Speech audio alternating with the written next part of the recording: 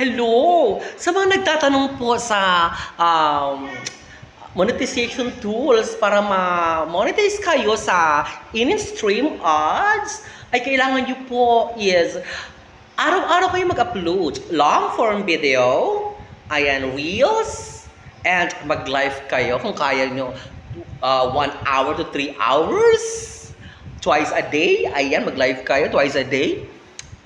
Kailangan nyo kasi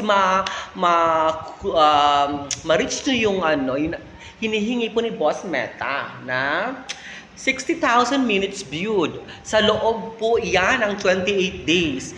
Kapag may araw kayong hindi kayo nag-live, hindi kayo nag-posting, mahuhugot din yon. Kailangan po continuous po yung posting nyo sa FB nyo. Ayan.